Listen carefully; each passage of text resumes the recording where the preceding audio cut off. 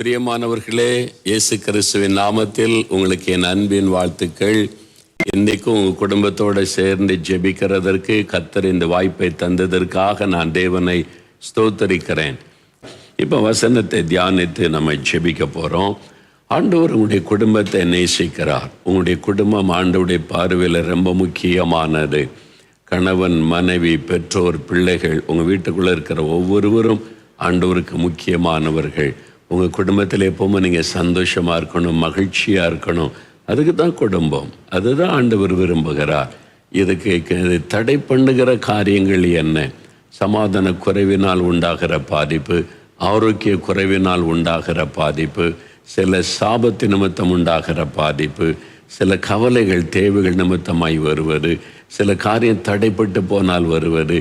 இதை குறித்து தான் கடந்த 5 நாளாக கர்த்தர் பேசி ஆண்டவர் உங்களோடு பேசி ஆசீர்வதித்து கொண்டே வருகிறார். இல்லை, இன்றைக்கி ஒரு காரியத்தை நம்ம தியானிக்க போகிறோம். இதன் பிறகு நாளைக்கு இந்த குடும்ப ஜெபம் நீங்களே உங்கள் வீட்டில் கூடி ஜெபிக்கணும். நாளைக்கு ஞாயிற்றுக்கிழமை உங்களுடைய சர்ச்சு சர்வீஸ் இருக்கும், ஆராதனைகள் உங்கள் பாஸ்டர்மார் நடத்துவாங்க ஆன்லைனில். அதில் நீங்கள் பங்கு பெறணும். குடும்ப ஜெபமும் பண்ணுங்க, காலையில் உங்கள் சபை ஆராதனையிலும் பங்கு பெறுங்க. திங்கட்கிழமை காலையில் திங்கட்கிழமை இதே மாதிரி 6:30 மணிக்கு உங்களோட குடும்ப ஜெபத்தில் நான் பங்கு பெறுவேன். சில முக்கியமான காரியத்தை குடும்ப ஜெபத்தில் என்னென்ன காரியத்துக்கு எப்படி ஜெபிக்கணும் என்கிற சில காரியத்தெல்லாம் உங்களுக்கு சொல்லும்படிக்கு ஆண்டவர் என் மனதில் தெளிவாக பேசியிருக்கிறார். திங்கட்கிழமையில் 6:30 மணிக்கு இதே மாதிரி குடும்ப ஜெபத்தில் பங்கு பெறுவேன். உங்களுக்கு தெரிஞ்ச குடும்பத்துக்கெல்லாம் தெரியப்படுத்துங்க, இந்த ஜெபத்தில் பங்கு பெற வைங்க. அதன் பிறகு ஒவ்வொரு வாரமும் திங்கட்கிழமை இந்த மாதிரி உங்களோட நேரடியாக பாட்டு பாடி உங்களுடைய ஃபேமிலி ப்ரேயரில் பங்கு பெறுவேன். ஆனால் மற்ற நாளெல்லாம் நீங்கள் ஜெபத்தை விடக்கூடாது, சரியா? குடும்பமாக ஜெபிக்கணும். இன்றைக்கு ஆண்டவர் உங்களுக்கு சொன்ன காரியம் என்னன்னு சொன்னால், ஆதியாகமம் 12ஆம் அதிகாரம் 2ஆம் வசனம். ஆண்டவர் ஆபிரகாம் அழைக்கும் போது ஒரு வாக்கு கொடுக்கிறார். நான் உன்னை பெரிய ஜாதி ஆக்குவேன், உன்னை ஆசீர்வதிப்பேன், உன் பேரை பெருமைப்படுத்துவேன், நீ ஆசீர்வாதமாயிருப்பாய். உங்களை பார்த்து ஆண்டு சொல்ல, என் மகனே, என் மகளே, நீ ஆசீர்வாதமாயிருப்பாய். You shall be a blessing. அதாவது கர்த்தர் எங்களை ஆசீர்வதித்திருக்கிறார். எங்கள் வீடு தந்திருக்கிறார், வேலை தந்திருக்கிறார், ஒரு வாகனம் தந்திருக்கிறார், குழந்தைகள் தந்திருக்கிறார், எங்களை ஆண்டவர் நல்லா வச்சிருக்கிறாரு அப்படின்னு சொல்லுவது ஒரு பகுதி தான். எதுக்கு ஆண்டவர் உங்களை ஆசீர்வதிக்கிறாரு? நீங்கள் மற்றவங்களுக்கு ஆசீர்வாதமாக இருக்கணும். அதுதான் உங்களை குறித்து தேவனுடைய நோக்கம். ஒவ்வொரு தேவ பிள்ளைகளை குறித்தும் தேவனுடைய திட்டம் அதுதான். நம்மை தேவன் ஆசீர்வதிக்க விரும்புகிற நோக்கமே நம் மூலமாக நம்முடைய தெருவில் இருக்கிறவங்க, எதிர் வீட்டில் இருக்கிறவங்க, பக்கத்து வீட்டில் இருக்கிறவங்க, கூட படிக்கிறவங்க, கூட வேலை செய்கிறவங்க, சமுதாயத்தில் உள்ளவங்களுக்கு நன்மை உண்டாகும்படிக்கும், நம்ம மற்றவங்களுக்கு ஆசீர்வாதமாக இருக்கும்படிக்கு தான் தேவன் ஆசீர்வதிக்கிறார். கலாத்தியர் 3ஆம் அதிகாரம் 7-9 வசனத்தை வாசிக்கும் போது, விசுவாசம் உள்ளவர்கள் விசுவாசமுள்ள ஆபிரகாமுடனே ஆசீர்வதிக்கப்படுகிறார்கள். அப்போ யார் யார் இயேசுவை விசுவாசிக்கிறாங்களோ அவங்க தான் ஆபிரகாமின் சந்ததி. அந்த ஆபிரகாமுக்கு கொடுக்கப்பட்ட எல்லா ஆசீர்வாதத்தையும் ஆண்டவர் நமக்கு தருகிறார். இது புதிய ஏற்பாட்டில் நமக்கு சொல்லப்பட்டிருக்கிற வாக்கு தத்துவம். ஆவிக்குரிய ஆசீர்வாதம், சரீர ஆசீர்வாதம், உலக ஆசீர்வாதம், கையின் பிரயாசத்தில் ஆசீர்வாதம், இதெல்லாம் ஆண்டவர் நமக்கு தருகிறார். எதற்காக? நம்ம மற்றவங்களுக்கு ஆசீர்வாதமாக இருக்க வேண்டும் என்பதற்காக. நீங்கள் மற்றவங்களுக்கு ஆசீர்வாதமாக இருக்கிறீங்களா? எந்த அளவு நீங்கள் ஆசீர்வாதமாக இருக்கிறீங்க யோசித்து பாருங்கள். இயேசு நம்மை குறித்து பேசும்போது மத்தேயு 5ஆம் அதிகாரத்தில் மத்தேயு 5:13ஆம் வசனத்தில் சொல்லுகிறார், நீங்கள் பூமிக்கு ஒப்பாக இருக்கிறீங்க. 14ஆம் வசனத்தில் நீங்கள் உலகத்துக்கு வெளிச்சமாக இருக்கிறீங்க. இது ஊழியக்காரங்களுக்கு மாத்திரம் அல்ல, ஒவ்வொரு தேவனுடைய பிள்ளைகளுக்கும், குட்டி பிள்ளைகள், வாலிபர்கள், வயசானவங்க எல்லாருக்குமே ஆண்டவர் சொல்கிறாரு, என் பிள்ளைகளே, நீங்கள் பூமிக்கு ஒப்பாக இருக்கணும், உலகத்துக்கு வெளிச்சமாக இருக்கணும். எப்படி இருக்கிறது? அதை தான் ஆண்டவர் 16ஆம் வசனத்தில், மனுஷர் உங்கள் நற்கிரியைகளை கண்டு பரலோகத்தில் இருக்கிற உங்கள் பிதாவை மகிமைப்படுத்தும்படி உங்கள் வெளிச்சம் அவர்கள் முன்பாய் பிரகாசிக்க கடவது.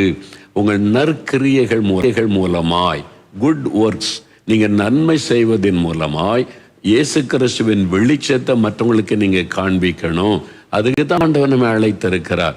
நீங்கள் அப்படி இருக்கிறீங்களா? உங்கள் தெருவில் இருக்கிறவங்க, உங்கள் கிராமத்தில் இருக்கிறவங்க, உங்கள் கூட வேலை பார்க்குறவங்க, உங்களுடைய நற்கிரியைகள் மூலமாக இயேசு கிறிஸ்துவின் வெளிச்சத்தை பார்க்குறாங்களா? யோசித்து பாருங்க. ஏன்னா நம்ம நன்மை செய்யணும், தான தர்மம் செய்யணும். எபிரேயர் 13ஆம் அதிகாரம் 16ஆம் வசனத்தில் நன்மை செய்ய தான தர்மம் செய்ய மறவாதுங்க, இப்படிப்பட்ட பலிகள் மேல் தேவன் பிரியமாயிருக்கிறார். அப்போ நாம் நன்மை செய்கிறவங்களா இருக்கணும், தான தர்மம் செய்கிறவங்களா இருக்கணும், மற்றவங்களுக்கு ஆசீர்வாதமாக இருக்கணும். இப்போ யோசித்து பாருங்க, நீங்கள் யாருக்கு ஆசீர்வாதமாக இருக்கிறீங்க? உங்கள் மூலமாக எத்தனை பேர் ஆசீர்வதிக்கப்படுறாங்க? நீங்கள் சிந்தித்து பாருங்கள். நீங்கள் நிறைய பணம் வைத்து கொண்டு நிறைய பேருக்கு செய்யணும்னு அவசியம் இல்லை. ஒரு குடும்பத்துக்கு நீங்கள் உதவி செய்யலாமே. உங்கள் தெருவில் இருக்கிற விதவைகள், உதவியற்றவர்கள், ஏழை பிள்ளைகள், அவங்களுக்கு நீங்கள் ஒரு பேக், ஸ்கூல் பேக் வாங்கி கொடுக்கலாம், ஒரு ஷூ வாங்கி கொடுக்கலாம். அவங்களுக்கு சந்தோஷமாக இருக்கும்ல. இப்போ நான் டெய்லி எங்கள் கேம்பஸில் ஒரு இடம் இருக்குது வாக்கிங் போகிறதுக்கு. டெய்லி மார்னிங் நான் வாக்கிங் வருவேன். அங்கே காலையில் எழும்பி ஜெபம் முடிச்சுட்டு வாக்கிங் வருவேன். அங்கே ஒரு தம்பி மைதானத்தில் ஓடிக்கிட்டே இருப்பான். நான் அவனை குறித்து விசாரித்தேன். இந்த தம்பி யார்? எங்கள் கிராமத்தில் உள்ள ஒரு ஏழை குடும்பத்தை சார்ந்த தம்பி. அவங்க அப்பா கூலி வேலை செய்கிறாங்க. திடீர்னு அந்த தம்பியே வராமல் இருப்பான். டெய்லி ஓடுவான் நல்லா. அப்போ நான் கேட்டேன், அவன் கூலி வேலைக்கு போயிட்டான் அப்பா கூட. கூலி வேலையா? அப்போ அவங்க குடும்பம் கஷ்டப்பட்ட குடும்பம். இந்த தம்பி ஓடுறான்னு என்னன்னு விசாரித்தா, அவன் நல்ல ரன்னர். அதனால் டிஸ்ட்ரிக்ட் லெவல், ஸ்டேட் லெவலில் ஓடி அவன் சாதிப்பதற்கு கொஞ்சம் சாதனை பண்ணி இருக்கிறான். இப்போ அடுத்த லெவல் போவதற்கு அவன் பயிற்சி எடுக்கிறான்னு பார்த்தா கிழிஞ்ச ஷூ, ஒரு பழைய ஷூ போட்டிருப்பான்.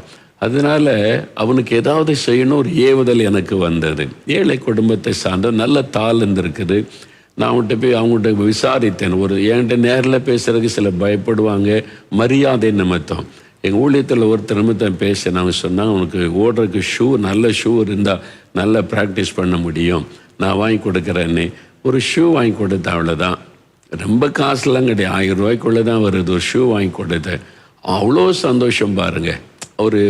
ஒரு வசதி இல்லாத ஏழை தம்பி, ஆனால் அவனுக்கு சாதிக்கணும்னு எண்ணம் இருக்குது.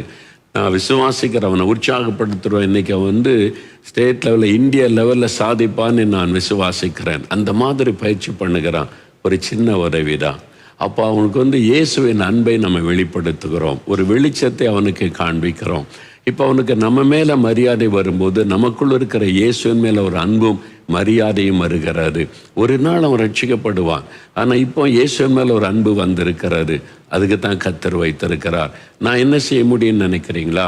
நிறைய வாலிப தம்பிமார், வாலிப பிள்ளைங்க, பிஇ முடிச்சிட்டிங்க, எம்இ முடிச்சிட்டிங்க, நீங்கள் டிகிரிலாம் வாங்கிட்டீங்க, வேலை தேடிக்கிட்டே இருக்கிறோன்றீங்க 3 வருஷமா. சரி, 3 வருஷமா நீங்கள் இந்த சமுதாயத்துக்கு என்ன பண்ணுறீங்க? யோசித்து பாருங்க. நான் என்ன செய்ய முடியும்? ஆண்டவர்கிட்ட கேளுங்க. ஆண்டவர், நான் ஏதாவது நன்மை செய்யணும், நான் என்ன செய்யணும்னு கேளுங்க. உங்கள் தெருவில் இருக்கிற ஒரு 10 ஏழை பிள்ளைகளுக்கு டியூஷன் சொல்லி கொடுக்கலாம். சாயங்காலம் ஆனால் ஒரு 10 பிள்ளைகளை உட்கார வச்சு ஸ்கூலில் படிக்கிற 8, 9, 10th 12th படிக்கிற பிள்ளைகளை நான் சொல்லிக் கொடுக்குறேன். ஏழை பிள்ளைகள் பணம் கொடுத்து டியூஷன்லாம் படிக்க முடியாது, நீங்கள் சொல்லிக் கொடுக்கலாம்ல. உங்கள் தெருவில் இல்லைன்னா பக்கத்து தெருவுக்கு போகலாமே. ஷாப்பிங்க்கு எவ்வளோ தூரம் நம்ம போகிறோம், ஒரு கடையில் பொருள் வாங்க எவ்வளோ தூரம் போகிறோம். பக்கத்து கிராமத்துக்கு போங்க, 10 நிமிஷம் வாக்கிங்கில், 10 நிமிஷம் நீங்கள் சைக்கிளில் போயிடலாம். அங்கே போய் 10 பிள்ளைகளை உட்கார வச்சு அவங்களுக்கு பாடம் சொல்லி கொடுங்க, உற்சாகப்படுத்துங்க. ஆண்டவர் அதை பார்த்து சந்தோஷப்படுவார். எத்தனையோ நன்மையான காரியங்களை செய்ய வாய்ப்புகள் நம் கண் முன்னால் இருக்கிறது. நம்ம என்ன செய்கிறோம் யோசித்து பாருங்க. அமெரிக்காவில் ஒரு பிரதர், அவர் பெரிய பிஸ்னஸ் பண்ணுறாரு, பெரிய ஒரு படித்து நல்ல ஒரு வேலையில் எக்கச்சக்கமான சம்பாத்தியம், குறைவில்லை. ஆனால் ஞாயிற்றுக்கிழமை அவங்க சர்ச்சில் உள்ள பிள்ளைகளுக்கு தமிழ் சொல்லி கொடுக்குறாங்க. தமிழ் சொல்லிக் கொடுக்க லாங்குவேஜ் பிள்ளைகள் ஆர்வமாக படிக்கிறாங்க. அப்போ சொல்லிக் கொடுக்க ஆள் இல்லாதனால தான் தமிழ் படிக்கலை. இப்போ சொல்லிக் கொடுக்க ஆரம்பித்த உடனே ஒரு சர்ச்சில் அந்த பிரதர் பாருங்கள் வேலை செய்கிறாங்க, சபை ஊழியம் செய்கிறாங்க, பிள்ளைகளுக்கு தமிழ் சொல்லிக் கொடுத்து பிள்ளைகள் அழகாக தமிழில் பாடுறாங்க, பேசுகிறாங்க, வசனம் வாசிக்கிறாங்க. பெற்றோருக்கு சந்தோஷம், ஆண்டவருக்கு சந்தோஷம். செய்ய முடியும்ல. நீங்கள் யோசித்து பாருங்கள், உங்களை சுற்றி இருக்கிற மக்களுக்கு என்ன நன்மை செய்ய முடியும். ஆண்டவரே, நான் நன்மை செய்யணும் அப்படின்னு கேளுங்க. நான் நற்கிரியைகளை செய்யணும். ஒரு விதவைக்கு உதவி செய்யலாம், ஒரு ஏழை குடும்பத்துக்கு, ஒரே ஒரு குடும்பத்துக்கு உதவி செய்யலாம், இந்த சிந்தை கிறிஸ்தவர்களுக்கு வரணும்னு சொல்லி தான் குட் சமாரிட்டன் கிளப்னு இப்போ ஆரம்பித்து 50க்கு மேற்பட்ட கிளப் ஆரம்பித்து அங்கங்கே நிறைய பேர் நல்ல காரியம் செய்ய ஆரம்பிச்சிருக்கிறாங்க. நீங்கள் வியாபாரிகளாக இருக்கிறீங்க, வியாபார சங்கம் இருக்குது. 10 வியாபாரிகள் ஒன்று சேர்ந்தீங்கன்னா உங்கள் பகுதியில் இருக்கிற ஒரு கவர்மெண்ட் ஸ்கூலுக்கு வெள்ளை அடித்து கொடுக்கலாம். 10,000 ரூபா ஆகும். ஆளுக்கு 1000 ரூபா போட்டிங்கன்னா ஒரு கவர்மெண்ட் ஸ்கூலுக்கு வெள்ளை அடித்து கொடுத்தா நீட் 1000. அங்கே படிக்க வர பிள்ளைகளுக்கே ஒரு சந்தோஷம் இருக்கும், நம்ம ஸ்கூல் நல்லா இருக்குதுன்னு சொல்லி.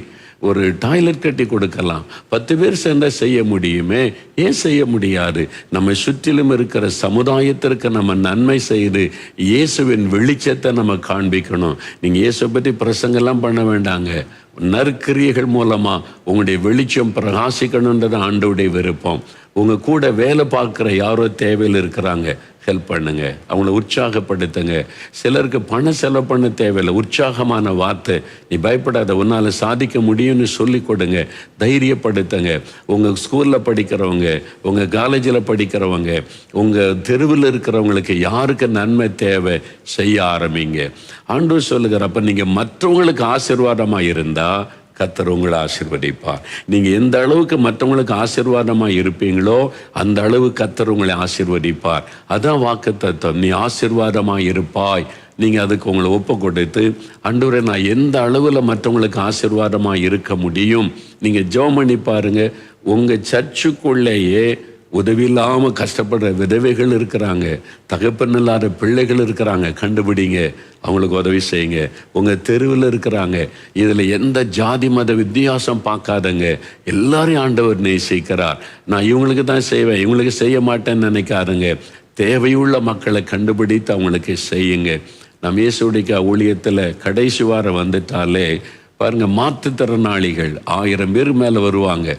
அவங்களுக்கு ஒரு வசனம் சொல்லி கொடுத்த நல்ல சாப்பாடு, திருப்தியான சாப்பாடு கொடுப்போம். சீனியர் சிட்டிசன் 60 வயசுக்கு மேலே உள்ள வயதான கிராமத்தில் வீடுகளில் இருக்கிற தாய்மார் தகப்பன்மார், அவனை அவங்களை சந்திப்பேன், கையை பிடிச்சிட்டு கண்ணீரோடு சொல்லுவாங்க, ஐயா எங்கள் மேலே இவ்வளவு அன்பு, நாங்கள் நல்லா சாப்பிட்டோம், இன்றைக்கி திருப்தியாக சாப்பிட்டோம். சிலர் கண்ணீரோடு நன்றி சொல்லுவாங்க.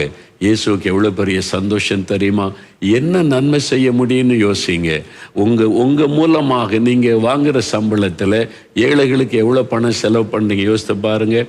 நான் எப்போவுமே என் பையில் 2 கவர் வச்சுருப்பேன். ஒன்று காட்ஸ் மணின்னு சொல்லி, எனக்கு யாராவது காணி கொடுத்தா தசம பாகத்தை அந்த கவரில் வைப்பேன். இன்னொரு தசம பாகத்தை ஃபார் புவர் பீப்புள்னு எழுதி ஒரு கவர் வச்சுருப்பேன், அதுக்குள்ளே வைப்பேன். நான் ட்ராவலில் போகும்போது எங்கேயாவது காஃபி குடிக்க சாப்பிட நிறுத்தினாலும் ஒரு ஊழியக்காரனை பார்த்து ஆண்டவர் சொல்லி இவனுக்கு கொடுன்னு சொல்லி அதுலேருந்து காணிக்கை எடுத்து கொடுப்பாங்க. நான் முன்ன பின்ன பார்த்துருக்க மாட்டேன். ஒரு பாஸ்டரும்பாங்க, எவாஞ்சலிஸ்டும்பாங்க, ஆவியானவர் ஏவனா கொடுக்கும்போது அவங்களுக்கு சந்தோஷம். விதவைகள் பார்ப்பேன், ஏழைகளை பார்க்கும்போது கூட அவங்களுக்குன்னு தனி பணமே என் பையில் வச்சுருப்பேன் நான். அது ஒதுக்கி நீங்கள் அதை செஞ்சுக்கிட்டே இருங்களேன், உங்களுக்கு பண கஷ்டமே வராது.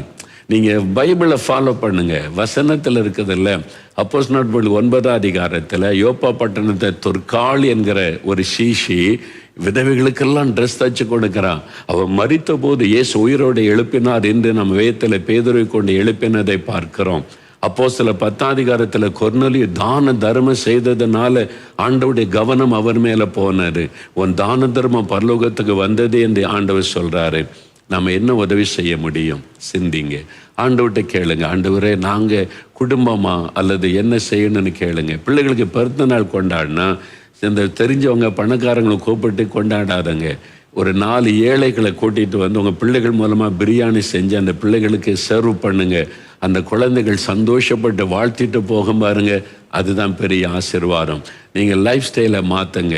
உங்கள் பிள்ளைகள் குட்டி பிள்ளைகளின் பிறந்தநாள் கொண்டாடினா 1000 ரூபாய்க்கு ட்ரெஸ் எடுக்க சொல்லுவீங்கல்ல, நீங்கள் இப்போ உங்கள் அப்பா அம்மாட்ட சொல்லுங்கள், 500 ரூபாயில் 2 ட்ரெஸ் எடுத்து கொடுங்கன்னு சொல்லுங்கள். ஒரு ட்ரெஸ் உங்களுக்கு, இன்னொரு ட்ரெஸ்ஸு உங்கள் கூட படிக்கிற உங்கள் தெருவில் உள்ள ஒரு ஏழை பையனுக்கு அல்லது மகளுக்கு போய் என் பிறந்த நாள் கிஃப்ட்னு கொடுங்க. இயேசு அதை பார்த்து சந்தோஷப்படுவார். நம்மளே உடுத்து நம்மளே சாப்பிட்டு வசதி உள்ளவங்களே கொண்டாடுவதை பார்த்து ஆண்டவர் சந்தோஷப்பட மாட்டார். ஏழைகள், தேவை உள்ள மக்கள், நீங்கள் வித்தியாசமாக திங்க் பண்ணுங்க. கல்யாண நாளுக்கு சொந்தக்காரங்களை கூப்பிட்டு கேக்கு வெட்டி கொண்டு இருக்காதங்க. ஏழை குடும்பத்தை கூப்பிட்டு 4 குடும்பத்துக்கு சாப்பாடு கொடுத்து அவங்களுக்கு ஒரு கிஃப்ட் வாங்கி கொடுங்க. அவங்கள வாழ்த்திட்டு போவாங்க பாருங்க. ஆண்டவர் அதை பார்த்து உங்களை ஆசீர்வதிப்பார். வித்தியாசமா நம்ம மாறி ஆகணும். அதனால வசனத்தை பின்பற்றான். ஆண்டு சொல்ல, நீ விருந்துக்கு கூப்பிடும் போது சொந்தக்காரங்களை கூப்பிடாத, ஏழைகள், தரித்திரர், கஷ்டப்பட்டவங்களை கூப்பிடுன்னு இயேசு சொல்லி இருக்கிறார். அப்போ அதெல்லாம் நீங்கள் பின்பற்றுங்க. சரியா? இன்றைக்கு ஆண்டவரே நான் ஆசீர்வாதமாக இருக்கணும், நான் மற்றவங்களுக்கு ஆசீர்வாதமாக இருக்கணும், நான் படிக்கிற இடத்துல, வேலை செய்கிற இடத்துல, வசிக்கிற இடத்துல நான் மற்ற சமுதாயத்துக்கு ஆசீர்வாதமாக இருக்கணும். அதுக்கு என்னை ஒப்பு கொடுக்குறேன், அதுக்கு கொஞ்சம் பணத்தை நான் ஒதுக்குறேன், நான் மற்றவங்களுக்கு செய்வேன்னு சொல்லுங்கள். கர்த்தர் உங்களை ஆசீர்வதிப்பார், எல்லா விதத்திலும் ஆசீர்வதிப்பார். உங்களுக்கு ஒரு குறையும் இருக்காது. சரியா? நம்ம இப்போ ஜெபிக்கலாமா? உங்கள் ஜெப குறிப்புகளை எடுத்துக்கொள்ளுங்க. நீங்கள் எழுதி வச்சிருக்கிறீங்கள, அதை எடுத்துக்கொள்ளுங்க. கர்த்தர் அற்புதம் செய்வார். இனிமேல் நீங்கள் சாட்சி சொல்ல போகிறீங்க. இந்த குடும்ப ஜெபம் ஆரம்பித்த பிறகு என்னென்ன ஆசீர்வாதம் குடும்பத்தில் வந்தது, இதை நீங்கள் சொன்னீங்கன்னா நாங்கள் நேரில் வந்து உங்களுடைய அனுபவத்தை ஷூட் பண்ணி எல்லாருக்கும் தெரியப்படுத்துவோம். நீங்கள் எப்படி குடும்ப ஜெபம் பண்ணுறீங்க, அதனால் என்ன ஆசீர்வாதம் கிடைச்சதுன்னு. இப்போ நம்ம ஜெபிக்கலாமா? ஜெப குறிப்பை வைத்துக்கொள்ளுங்க. உங்களுடைய ஃபேமிலியில் ஜெபிக்கும் போது முதல்ல ஸ்தோத்திரம் பண்ணுங்க. குடும்பத்தை பாதுகாப்புக்கு ஒப்பு கொடுங்க. உங்கள் சபைக்காக ஜெபிங்க, சபை மேய்ப்பருக்காக ஜெபிங்க, ஆராதனைக்கு ஜெபிங்க. சீக்கிரம் சர்ச் ஆராதனை நடக்கணும்னு ஜெபம் பண்ணுங்க. அப்புறம் தேசத்துக்காக ஜெபிங்க. கடைசியில் உங்களுக்காக ஜெபிக்கலாமா? தகப்பனே, இந்த குடும்ப ஜெபத்தில் நீர் எங்களோடு இருக்கிறீர், உமக்கு ஸ்தோத்திரம். எங்களை பாதுகாத்து நடத்துகிறதற்காய் ஸ்தோத்திரம். எங்கள் குடும்பத்தில் எல்லாரையும் நீர் நேசித்து எங்களை ஆசீர்வதித்து வருகிறதற்காக உமக்கு ஸ்தோத்திரம். இப்பொழுது எங்களுடைய குடும்பத்தை உங்களுடைய ரத்தத்துக்குள் ஒப்பு கொடுக்கிறோம். யோபுவை வேலையடைத்து காத்து கொண்டதை போல எங்கள் குடும்பத்தை சுற்றிலும் வேலையடைத்து காத்து கொள்ளும். எந்த கொள்ள நோயோ தீமைகளோ வாதைகளோ வீட்டுக்குள்ளே வராதபடி பாதுகாத்து கொள்ள எங்களை ஒப்பு கொடுக்கிறோம். இப்பொழுது எங்களுடைய சபைக்காக ஜெபிக்கிறப்பா. எங்கள் மெய்ப்பரை ஆசீர்வதிங்க, எங்கள் சபையை ஆசீர்வதிங்க. எங்கள் குடும்பத்தில் எழுப்புதல் தந்ததை போல எங்களுடைய சபையில் எழுப்புதல் உண்டாகட்டும். எங்கள் ஊரில் இருக்கிற, தெருவில் இருக்கிற எல்லாரும் ரட்சிக்கப்படட்டும். எங்களுடைய முதல்வருக்காய் ஜெபிக்கிறோம், பிரதமருக்காய் ஜெபிக்கிறோம். அவங்க மேலெல்லாம் உடைய ஆளுகை இருக்கட்டும். அவங்கள நீங்கள் பயன்படுத்துங்க. எங்கள் தேசத்தை பாதுகாத்து கொள்ளுங்க. தீவிரவாதிகளால் எந்த பாதிப்பும் வரக்கூடாது. எங்கள் தேசத்தை பரிசுத்தப்படுத்துங்க. மதுபான ஒழியணும், விபச்சாரம் ஒழியணும். எங்க குழந்தைகள், பெண்கள் எங்க தேசத்துல பாதுகாப்பாக இருக்க நாங்கள் ஜெபம் செய்கிறோம். எங்க தேசத்தை ஆசீர்வதிக்க ஜெபிக்கிறோம். இப்ப எங்க குடும்பத்தின் ஜெப விண்ணப்பங்களை உம்முடைய பாதபடியில வைக்கிறோம். எங்க தேவைகளை சந்திங்க, கடன் பிரச்சனை மாற்றுங்க. ஆண்டவரே, எங்களுடைய பிள்ளைகளுடைய படிப்பில் ஆசீர்வதிங்க. எல்லா நோய்க்கும் விலக்கி காத்துக்கொள்ளுங்க. இயேசுவின் நாமத்தில் ஜெபிக்கிறோம். இப்பொழுது தகப்பனே, உம்முடைய ஊழியக்காரனாக இந்த குடும்பங்களை ஆசீர்வதித்து ஜெபிக்கிறேன். இவர்களை மற்றவர்களுக்கு ஆசீர்வாதமாக வைத்தருளும். இவங்க மூலமா அநேகர் ஆசீர்வதிக்கப்படும்படிக்கு நான் ஆசீர்வதித்து ஜெபிக்கிறேன். நீர் ஆசீர்வதிக்கிற அன்பிற்காக ஸ்தோத்திரம். அவங்க அனுப்பி இருக்கிற ஜெப குறிப்புகளுக்கெல்லாம் நீர் பதில் கொடுத்து அவளை மகிழ பண்ணும். இயேசு கிறிஸ்துவின் நாமத்தில் ஜெபிக்கிறோம் பிதாவே. ஆமென், ஆமென். என் ஆத்துமாவே கர்த்தரை சோஸ்திரி, என் முழு உள்ளமே அவருடைய பரிசுத்தமுள்ள நாமத்தை சோஸ்திரி. என் ஆத்துமாவே கர்த்தரை சோஸ்திரி, அவர் செய்த சகல உபகாரங்களை மறவாதே. ஆமேன், ஆமேன்.